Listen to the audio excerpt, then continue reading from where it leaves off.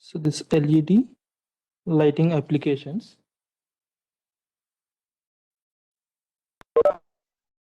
So basically this LED light is a PN junction diode. So this is a PN junction diode, right? So but instead of the silicon material, so normally these junction diodes are made from the silicon materials, right? So these are not suitable for this LED applications. So because the PN junction diode, the energy barrier is very low. So therefore, so they're not suitable. The energy barrier is very low. So therefore, they're not suitable for these lighting applications. So different other semiconductor materials, such as, for example, this in early days, the LEDs are made from this gallium arsenide. Gallium arsenide. This is Ga arsenide. So that is AS. Gallium arsenide. So this material as a PN junction diode. Okay. So this material produces infrared light. So this material produces infrared light, so of a wavelength, so around 905 nanometers. Okay. So the reason why this is producing is that this is the energy differences between the conduction band and the valence band in this gallium nitride. So this is the energy difference between the conduction band and the valence band in this gallium nitride. Okay. So whenever we apply a voltage across this LED or this PN junction diode, so which is made from this gallium arsenide. Okay, so what will happen? So this energy is enough. This energy. So when this right. So the electrons. Okay, so will get enough energy, and it will jump from the conduction band, and the current will flow. Right. So that is the basic principle, right? So when this electrons loses its energy and it fall back to the low energy state, so that is valence band. So when electrons loses its energy, so it will fall back to the valence band. Okay. So whenever this happens, a photon is released, right? So photon means light. Okay. The idea is simple. So whenever we applied voltage across this LED, so what will happen? These electrons are given enough energy to jump from the conduction band to the conduction band, and the current will flow. Okay. So whenever this electrons loses this energy, and it will fall back to the low energy, so that is valence band, it will fall back to the valence band. So what will happen? A photon will be released, and that means photon means a light. So light is released, or the light is emitted. So that is the basic principle of this LED. So early days, these LEDs are made with gallium arsenide, so but will produce infrared light. So after that, what will happen is this gallium nitrate or this gallium arsenide, this phosphate material, this gallium arsenide phosphate material. So this is used to produce these ICs. So by using this, you can get this red color. You can use this red light. By using this gallium arsenide phosphate, you can get this red color. So in early days, this red color is used in these indication circuits when the circuit or some, for example, some radio is there. So whether to check this power is on or off. So that kind of indication lights they used. So after that, right. So this yellow and green lights are discovered after that by using some materials or semiconductor materials. They invented this yellow and this green LEDs. So first they invented this red LED. So after that, this yellow and green LEDs are invented. So by using this earlier, this red, yellow, and green, so we have some other applications like traffic lights. We have some other applications like traffic lights are invented at that time.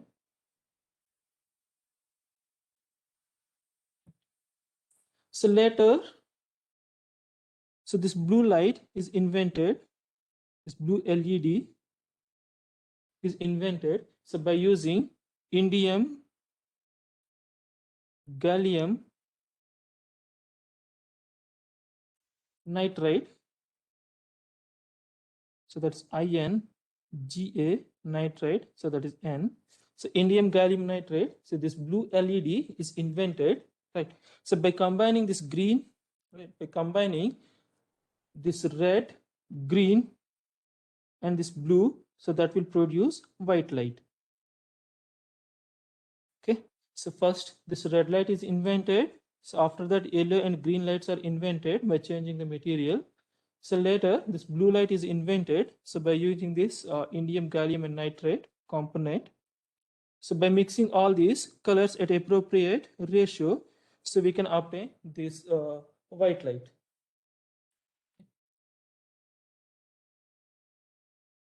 So because why, when all lights are turned on, that is red, green, and blue are turned on, so you can see a white light. Okay. So that's how these lights are developed. White light is developed. So normally this commercially, this lighting is indicated in kelvins. Okay. So we have commercially, we have some different types of lightings are there. What is 6,500 Kelvin? So we have this 4,000 Kelvin, and this is 3,000 Kelvin. 6,400, 6,500, 4,000, and this 3,000. So normally the current temperature, right? So this gives the warm light. So whereas this gives some cool light. So this one gives you the some medium kind. So that means the warmness of this increases with the reduction in the color temperature. Okay. So this one will gives you the normal our LED applications that we used in house, right? So this one is the that represent the cool day light. This represents the cool day light, and whereas this 3,000 represents this warm light, so which is used for applications like where we require less amount of lighting, like cinema theaters and pubs and all. So they normally prefer this warm lighting. Okay. So here the thing is that, so when you're changing the for example, when you're changing, this means the important characteristics of these LED lights are, so when the current is converted into this photon, so that means we are increasing this current, the more light will be emitted. So that means if you are increasing the current, the more photons are released. So that means the light intensity will be more.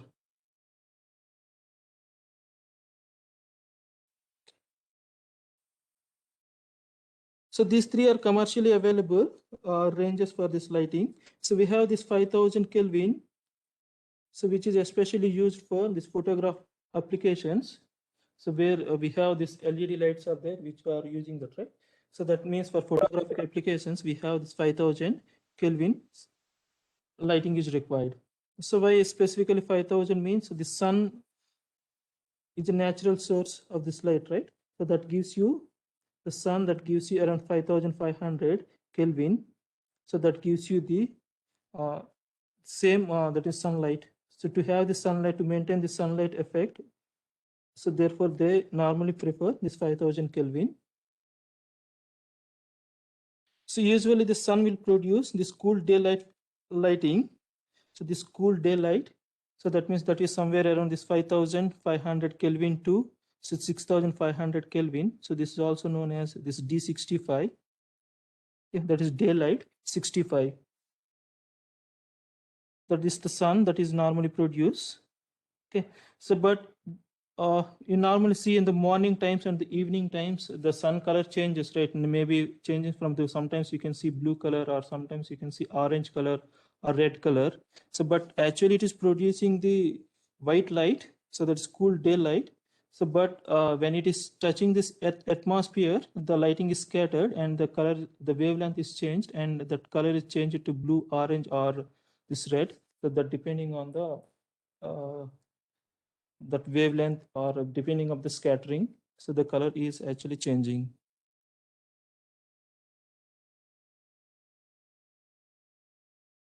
So these are about the basics of this LED lightings. So if you come to this applications of this LED lightings, so where we normally use this LED lightings, can you give some examples?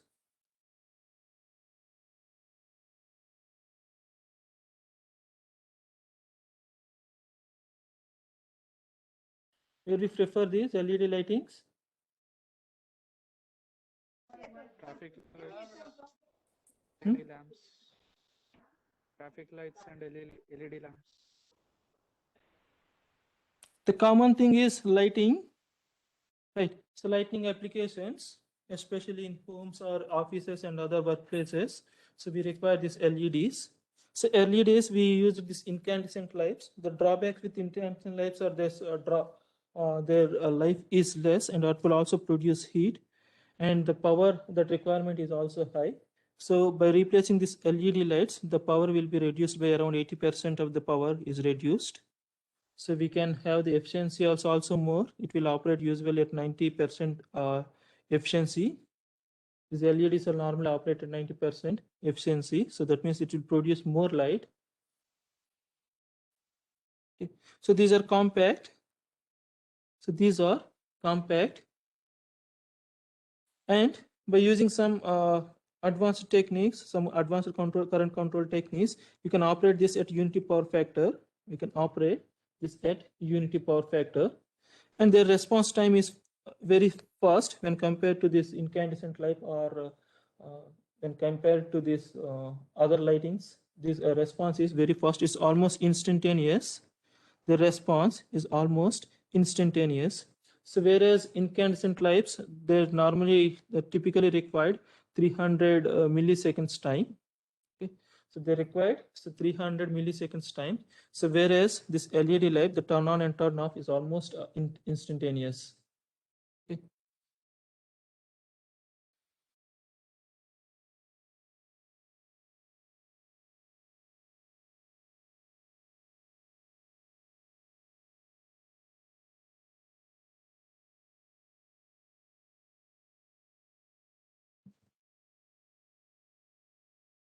Okay.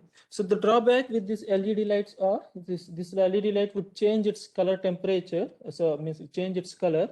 So when the temperature changes, the temperature can change due to several reasons, right? Maybe the ambient temperature, this changes when you're placing it, when you're operating at a hot environment, or when the current rating is very high. So under such cases, the current rating or this current will change, or the temperature will change. So whenever the temperature changes, the light color is changes. That means the current flow, the internal current flow is changed. So therefore the color will be changed. So therefore what we have to do is we need to place this one on a heat sink, or sometimes we require some proper cooling. Sometimes we require a proper cooling.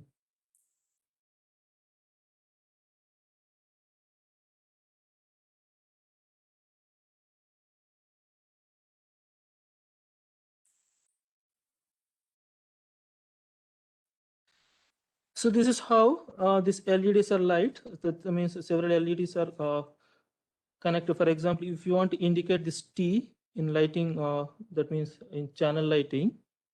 So where we want to write some letters or for holdings and all. So if you want this T, right? So these LEDs are connected in parallel. Okay. So these LEDs are connected in parallel. You can see this parallel connection, right? So that means come from a common power supply, so that the current will remain same. So that the current will remain same, but practically the current will not remain same, right? Because the voltage, see, we need to include the voltage drop also. So here the voltage drop will be less. So when compared to this one, where it can get so less amount of voltage, because we need to calculate this entire drop here. Okay, we need to calculate this entire drop. So that means this voltage drop, or this voltage that is available to each LED may be differ. So whenever this voltage is differ, the current is also differs. And so in that case, the lighting will not, means the lighting is not uniform. So we have to make sure that so the constant voltage is provided to the all LEDs. So a constant voltage we need to provide to all the LEDs.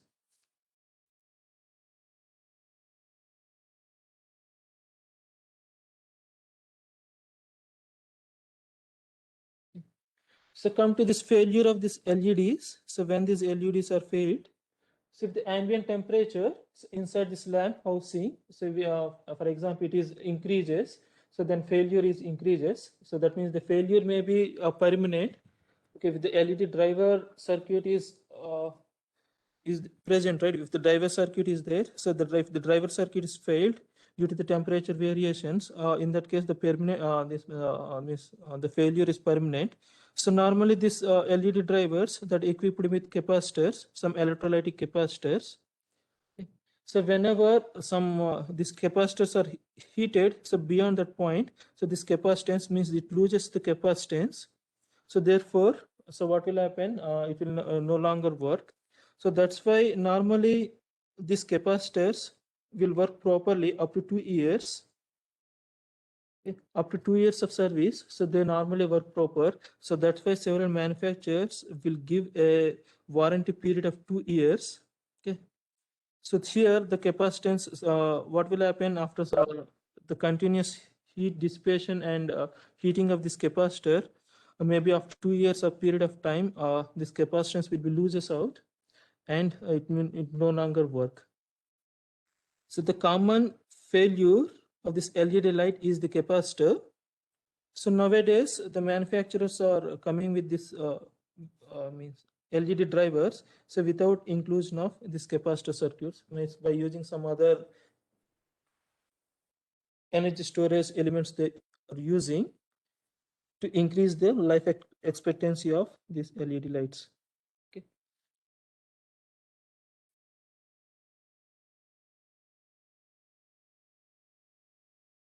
So this is the equivalent circuit of LED light. So this is the equivalent circuit of LED light. Since it is a semiconductor device, so all the semiconductor device, the equivalent circuits, so we need to include this ESR. So what is ESR?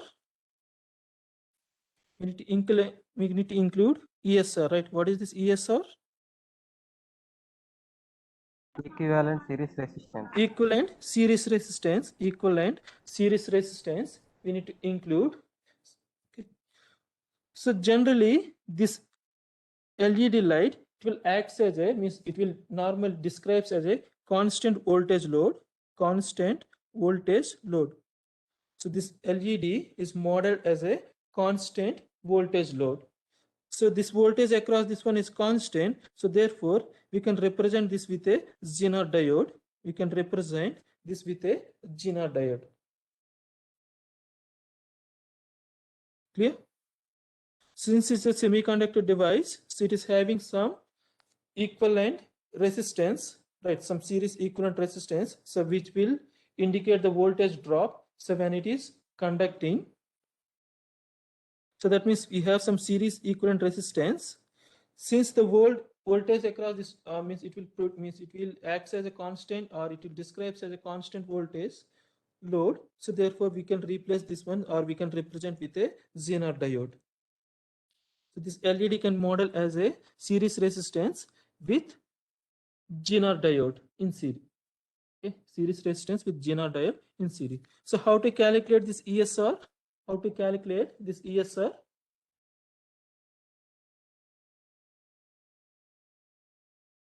How to calculate this ESR? You might have studied, right? So this is ESR, or this equivalent series resistor can be calculated. So by measuring the increase in this forward voltage, so that divide by increase in the current. Okay, increase in the forward voltage divide by increase in the current. So that means increase in the forward voltage, so divide by the increase in the current.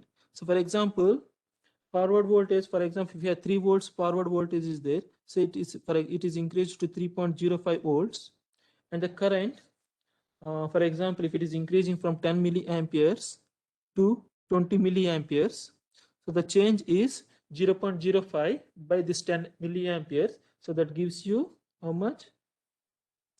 0.05. This is the change in voltage.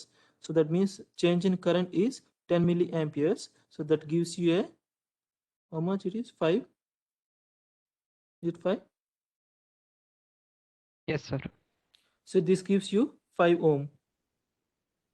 So this ESR, so that is obtained from the characteristics of the or it is obtained from the characteristics or in the manufacturer data sheet. So they give you the data or they give you the curves of this ESR for different values of this voltage and current.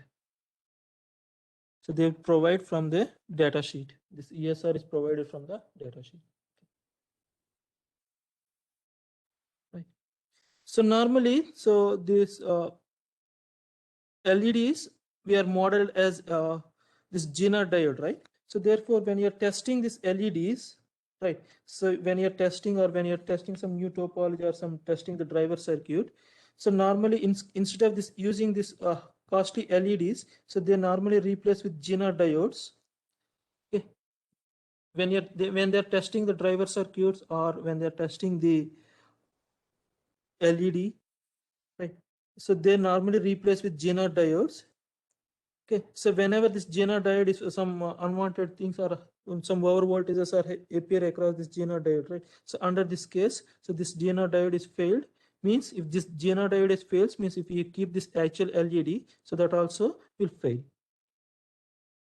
The thing is that so instead of using this high cost or this costly LEDs, when they are testing, so they normally replace with Zener diodes.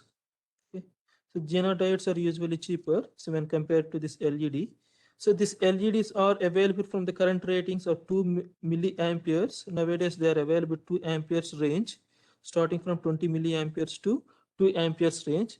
And this voltage range is also, earlier they have some 0.25 volts to now we can have this 500 volts, 200 volts. This range of power supplies or this range of LEDs are available.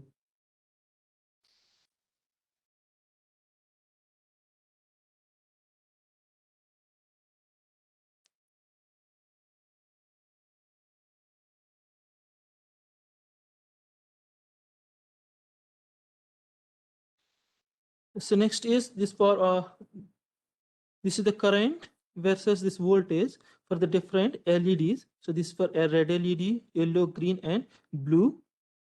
So what we need to understand is this forward voltage, which will vary depending on the color of the LED. For example, this red is having the forward voltage is less when compared to this blue.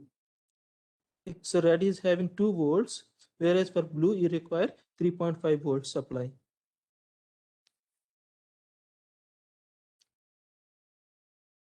So this slope, so this is slope, right? So this is dV by dt. So this is used to calculate this R. So that is ESR.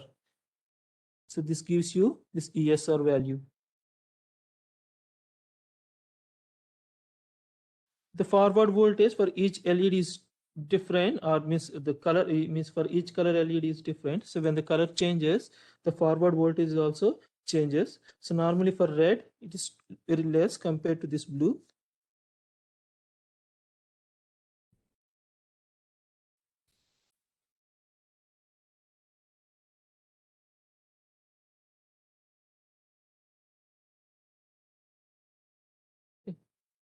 So what you understand that, so this LED, right, so it will model as a constant voltage load, modeled as a constant voltage load.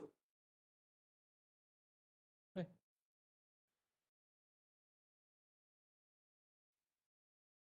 So getting this constant voltage load, it's difficult. So when you're keeping this voltage, constant voltage load, so that means the current inside each LED must be same. The current inside, so each LED must same. For example, you have connected several LEDs are there. For example, you connected several LEDs in series.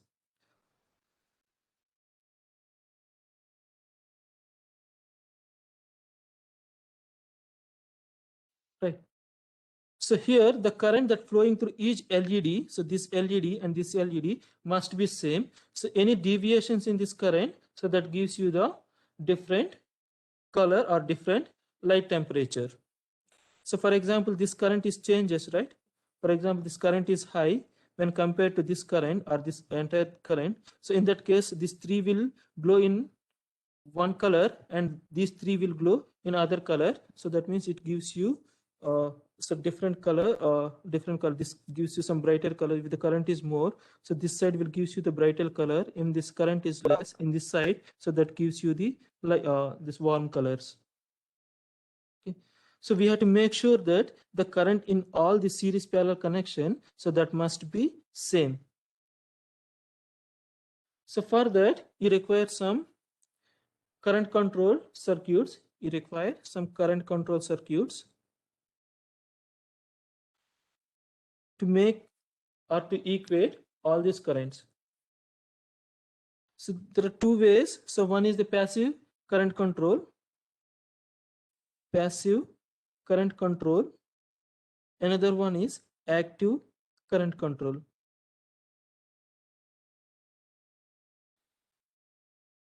So LED represents a constant voltage load, and the current must the flow to the all LED must be same. So to keep this current, you require two mechanisms, or you require a mechanism to keep all the currents in the LED same, so that the light will be uniform. Either you use this passive current control, or you can use this active current control mode. So in case of this passive current control, okay, in case of this passive current control, so what you have to do is you will insert some current limiting resistors in series with each string. Okay, you need to insert current limiting resistor in series with each string, and we need to power all the strings using a single voltage source. So that means you have to insert some series resistors, and all these must be operated with a single voltage source. Okay, so we are inserted this current limiting resistors, so that the current flow through all the parallel paths will remain same. So the drawback with this extra resistance is, right, so we are connected in series, so therefore it leads to higher losses. That means the efficiency will be reduced. Since we are connected series resistors to limit the current, so therefore its efficiency will be reduced. Okay, so therefore normally we will go with this active current control. So we will go with this active current control.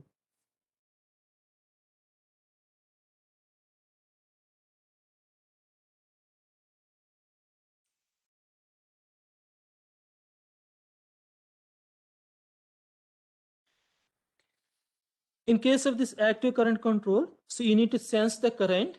Okay, you need to sense the current, so, and whenever it is exceeding the limits, so we need to turn off, or we need to interrupt the circuit. Okay, so the idea is simple. For example, if you want a current flow, the current flow is like this, right? So that means it will continuously sense the current. So whenever there is variation, right, for example, the variation is here, right? So in that case, so it will turn off the switch, and whenever it is below that, so again it will be on. So that means it will act like a hysteresis current controller. Okay. So this is the circuit. We have this positive terminal, and this is negative terminal here. Okay, so this is the load, so where we have this LED load, so where we have this LED load. Okay, so here this current is sensed here, the current is sensed, and it is given as feedback to this one. Okay, so that means it will limit this one by either interrupting the circuit, it will limit, or by connecting some series resistance, or by bypassing the current, so it will limit. So there are two ways to limit the current, right? So either interrupting the circuit, or by bypassing, using some resistors, we can bypass the current, so that the current that flows through the load will be unaffected. So here we have this limiter, so that the current is controlled. So this is active current control. So for that you require a MOSFET. So for that you require a MOSFET. So normally a depletion type MOSFET is preferred. So what is the difference between enhancement MOSFET and depletion MOSFET? What is the difference?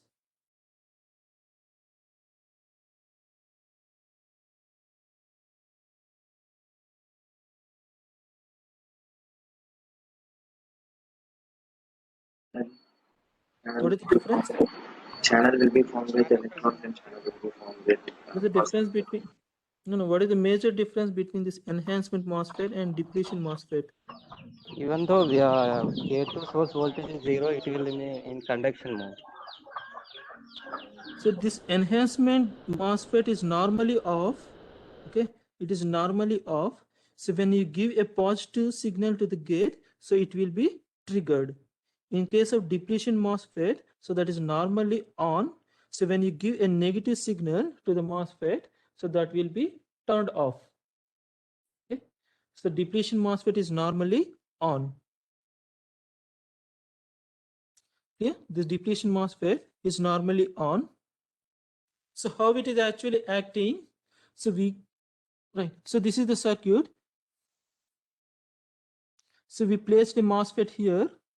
Okay, we placed a depletion MOSFET here, and we are measuring this resistor used, and this gate is connected to the ground. So this gate is connected to the ground. So normally, in case of enhancement MOSFET, so we have some pinch off voltage is there, right? Or cut-in voltage or pinch off voltage. So normally it is 2.5 volts in case of enhancement MOSFET, but in case of this depletion MOSFET, so this is minus 2.5 volts. In case of this depletion, so it is minus 2.5 volts. So as and when this gate voltage become negative with respect to the source, okay, as and when this gate voltage become negative with respect to the source, so the device is turned off. The device will be turned off. So normally it is having a pinch off voltage or some cut-in voltage or threshold voltage of minus 2.5. So the circuit will be like this. So a current limiting, right, the circuit will be like this. If we require a depletion MOSFET, okay, and we'll connect a series resistor. We connect a series resistor with the source to sense this current. The series resistor is to sense the current. Okay. The gate is connected to the supply voltage 0, or this gate is connected to the supply voltage 0. The gate is connected to the supply voltage 0. So as the current flows through this resistor, so when this current flows through this resistor, the voltage drop across this resistor increases, right? As the current, okay, so as the current that flows through this resistor increases, right, this drop will increase. So that means this S point will be increases, right, when compared to this G. This S voltage will be increased when compared to this G, right? So here this cut-in voltage is minus 2.5. Okay, so when this voltage is reached to 2.5, so what will happen?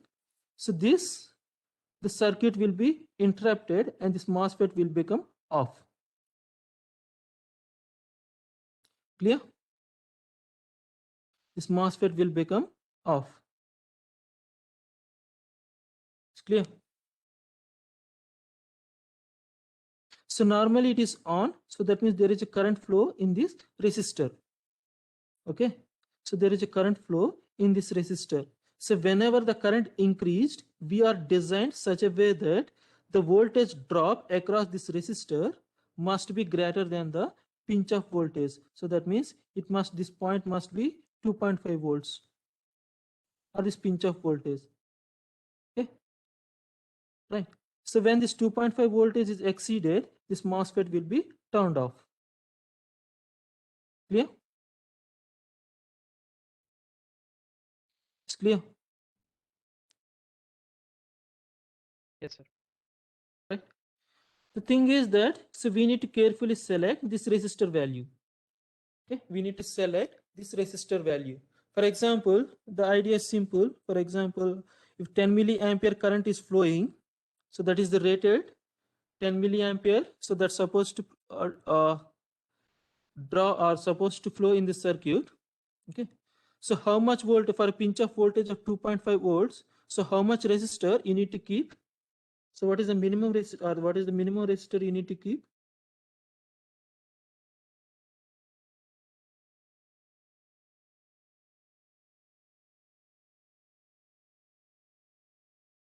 So how much resistance you need to keep here?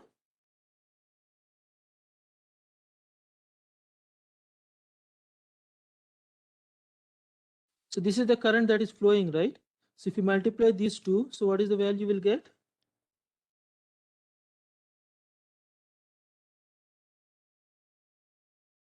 What is the value you will get?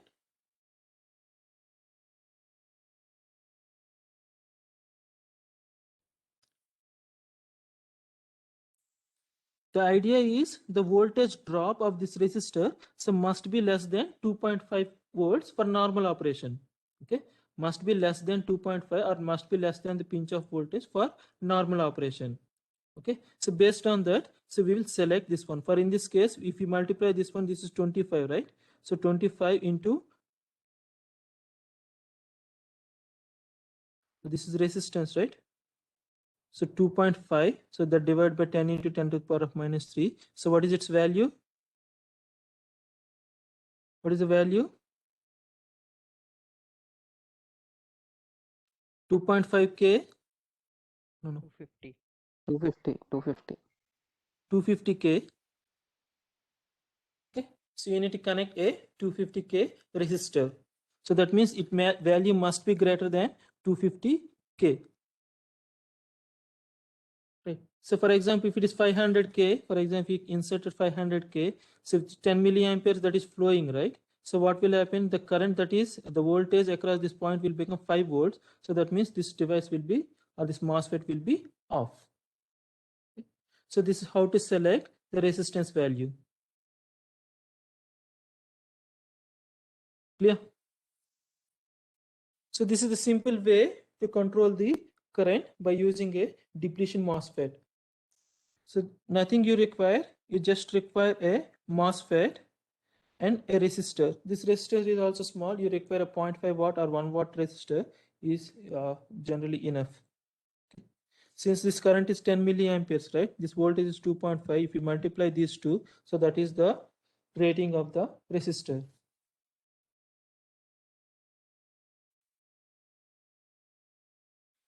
Clear? So another way, right? So another way to implement this current limit or this current regulation using this LM317. So what is this LM317? What is this LM317?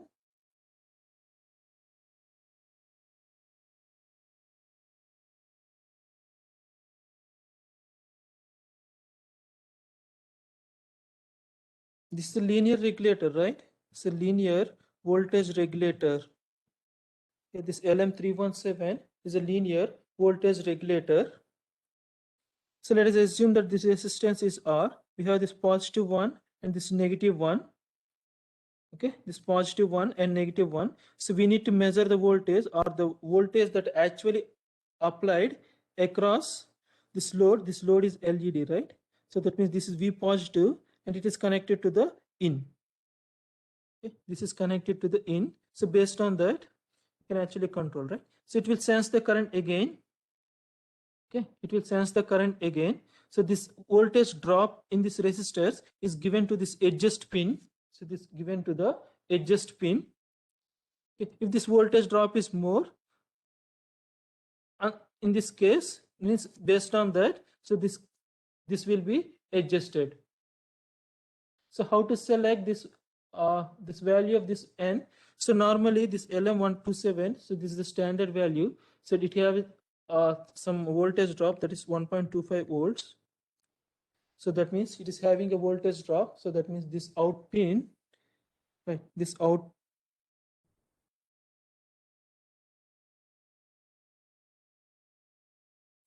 So this voltage drop across these 2 points is 1.25 volts generally.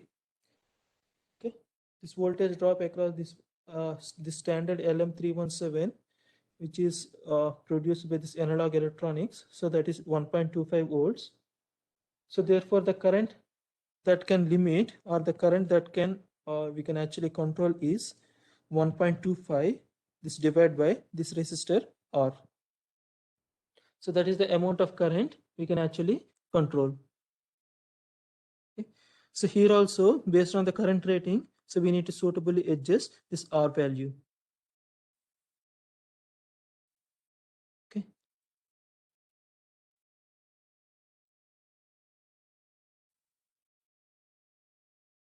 So whenever it is exceeding that, so under that case, so what will happen?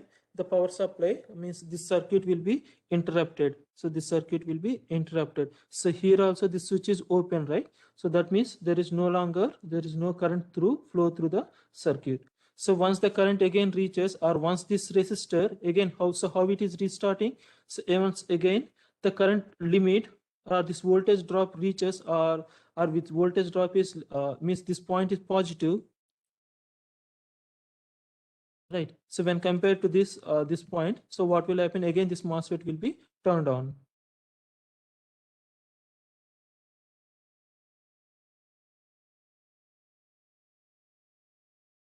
Okay. So another way to implement this current control, this is especially used in series parallel of several LED lights.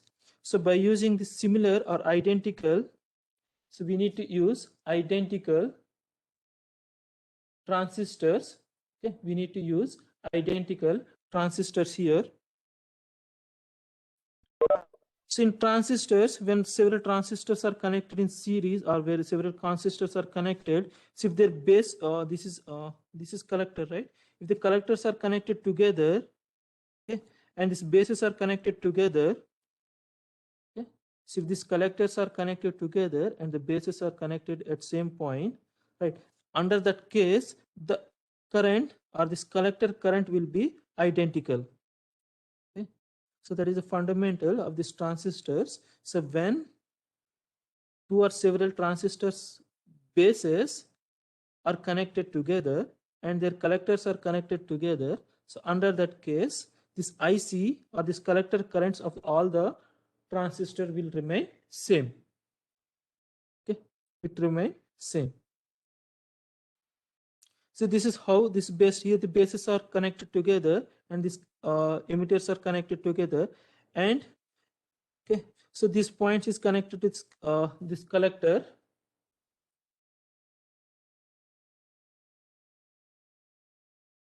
Since this collector and base of this transistor are connected together, right? So therefore it is fully on. Okay, it is fully on, right? So that means all are simultaneously on.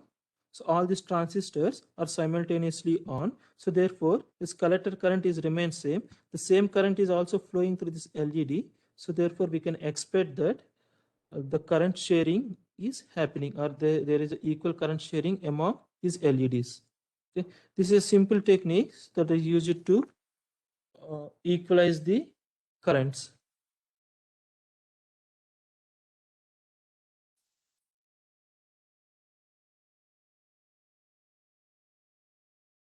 So next we have this actual power supply. So this is the buck converter based LED driver circuit, or LED driver. You can actually see the buck converter here. So we have this inductor, so we have this MOSFET and this inductor and this diode and this power supply. So these four things will form a buck converter, right? So these four things will form a buck converter, right?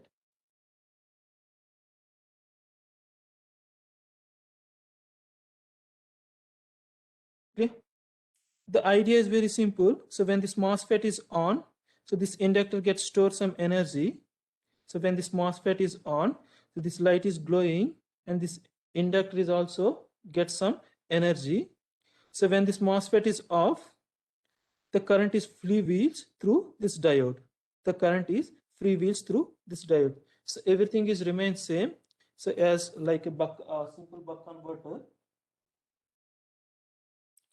when the switch is on, the current or inductor stores some energy. When it is off, the inductor is free wheels through this LED and this diode D. So additional thing is you require some controller. So where we need to implement the PWM technique, or we want to operate it as a constant voltage, means constant voltage load.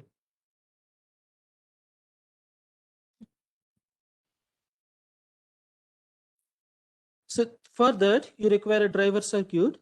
So this is a simple driver circuit. So this is HV9910B. So this is the driver circuit. So that is normally used.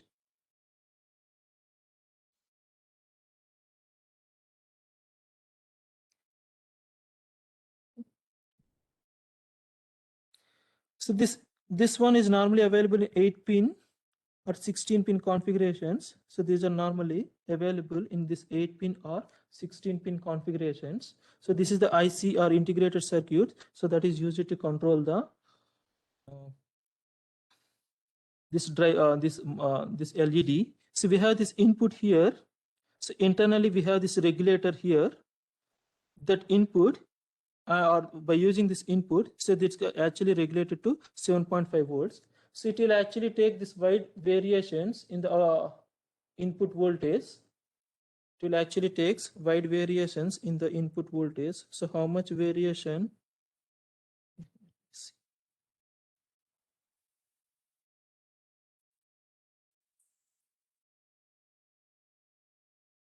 So this is the data sheet for this.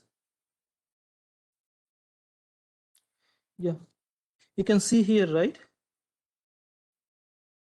So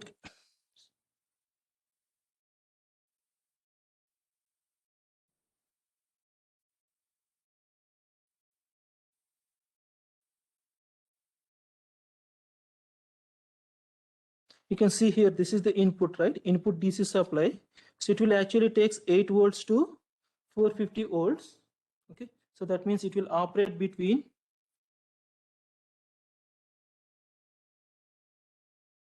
so this one, it must be 8 volts to 450 volts. Okay, but there is internal regulator is there. So how much voltage you will give? So that will give only 7.5 volts. Okay, internally there is a regulator is there. So that is always gives you 7.5 volts. So this 8 volts to 250 volts is the DC supply. So that means to input. So that gives you 7.5 volts. So this is used for control this. So we have this oscillator. Okay, so we have this oscillator is there. So this oscillator will control the frequency or switching frequency or this carrier frequency of this PWM signal. So this oscillator will produce the sawtooth waveform. So that sawtooth waveform is actually controlled here. So this is given to an SR flip-flop. So this additional one, this PWM-D, so this is for dimming applications. If you want to control the light or if you want to or increase the decrease this light, so you require a dimmer circuit. So this is used for dimming. So based on this, when this dimming is enabled, so they are connected a NOT AND gate, right? So that means whenever this dimming is enabled, so then only this pulses are generated. So this is buffer, and after that it is given to a gate driver circuit. Okay. So this is for current sensing. So this is for current sensing. So here this gate driver is directly given to the MOSFET. So this is directly given to the MOSFET. So no additional driver circuit is required. So no additional driver circuit is required. So this is the standard buck converter based LED driver circuit. Okay. So this cost is around 50 rupees or even less, or it is less than for 20 rupees or so for bulk orders. Okay. This is very cheap and it will tolerate up to 8 volts to 450 volts. 8 volts to 450 volts. It will support dimming. It will support dimming also, and no additional gate driver is required for the MOSFET. Okay, so here we used a N-channel MOSFET, right? So there is no additional gate driver is required for that. So internally it has a regulator. So internally it has a regulator. So that is regulated to 7.5 volts.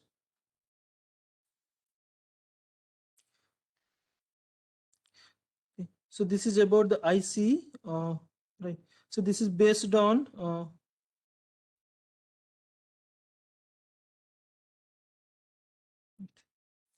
So how to control the switching frequency here? It will operate up to 100 kilohertz.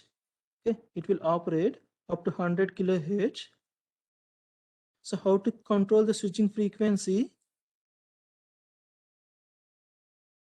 Yeah. So here we have this oscillator, right? Okay. So this oscillator time period. So this RT kilo ohm. So this is the oscillator time period in microseconds. So that is RT plus 22 divided by 25. Okay. So how to set the frequency, right? So how to set the frequency? For example, okay, so we have some additional pins are there, right? It will operate in two different modes. One is the constant switching frequency or constant on time, right? We have two different periods. So we can either keep the switching period constant. So that is means we need to keep the T constant, or that is one way to control. So another one is a variable switching frequency. So where we will normally keep the T on constant or T off constant. So generally that is not preferred. The T on constant or T off constant is not preferred. So normally we will use the time period constant. Okay. See here, so we have two pins are there. One is the RT pin and this gate pin. If these two pins are connected, okay, if these two pins are connected, so that means it is operating in constant time period mode. These two pins are connected, so that means it is operating in constant time period mode. If it is disconnected or there is no connection, then it is operating in a constant off time mode. It is operating in constant off time mode. Okay, so how to fix this resistors RT? For example, if you want to operate at 100 kilohertz, if you want to operate at 100 kilohertz, so what is the time period or corresponding to that? So what is the time period?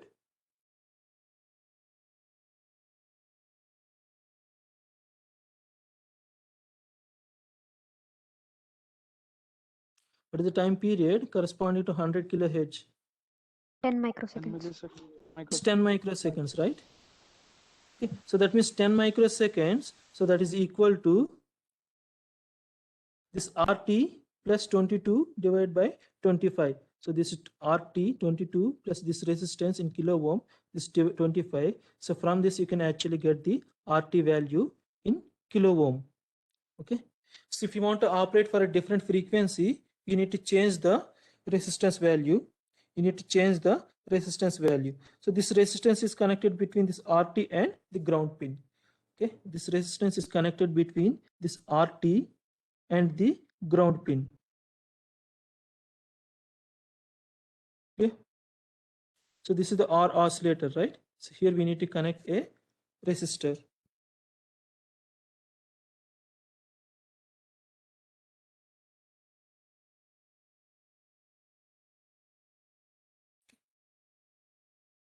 So this is usually SOIC. What is SOIC? You're aware what is SOIC? System on chip configuration. Yeah. So SOIC is a usually small outline integrated circuits. So it is known as small outline integrated circuits. So generally these SOICs are surface mounted. There are two ways to connect the ICs, right? Either by using holes, you can solder that. So that is one way to connect the ICs. Another one is this SOIC. So this is surface mounted. So this is also known as small outline integrated circuits. So we have another one. So that is where we required some holes, especially for mounting this IC 7 NOT gates, AND gates, that is 7404 or 7408 like that. So that is dual. So those are known as dual inline package. So that is DIP IC. So dual inline package IC or this SOIC. Okay. So this is surface mounted ICs. Okay, small outline integrated ICs. So you can also see its size. Its size is very small. See here, this is 8-pin structure. Its size is this much. There is almost it's you can see here 4.9 to 3.9 millimeters. Okay, and its height is just 1.575 millimeter. Okay, this is roughly this much of size. That's it. This entire IC is of this much size.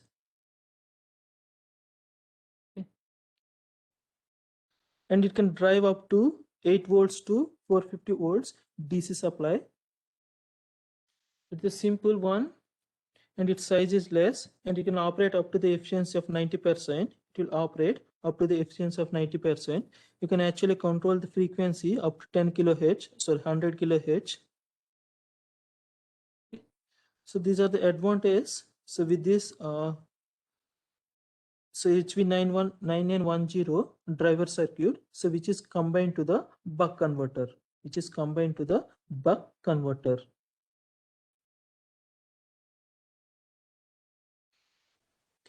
So this is how we will use this in case of this DC supply. This is the complete circuit. So we have this IC here.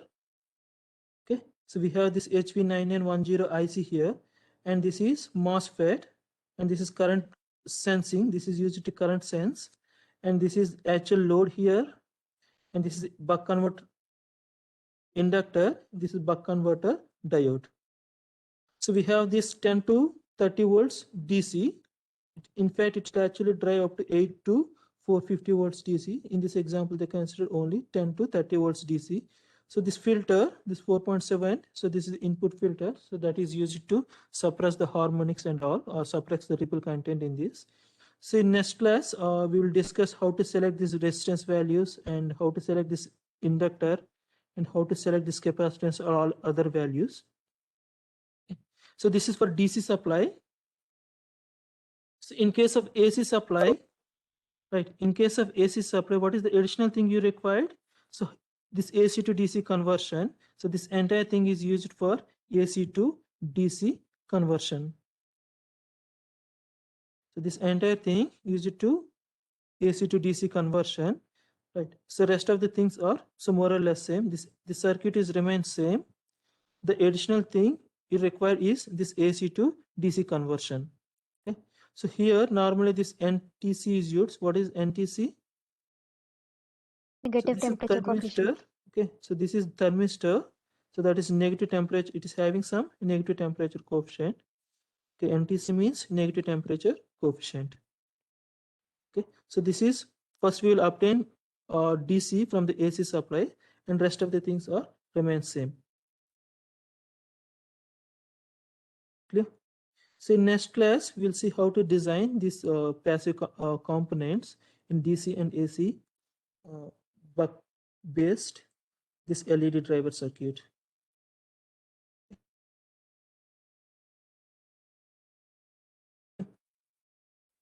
So you have any questions?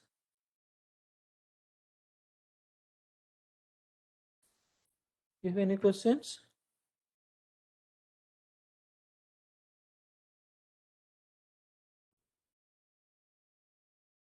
You have any questions? No.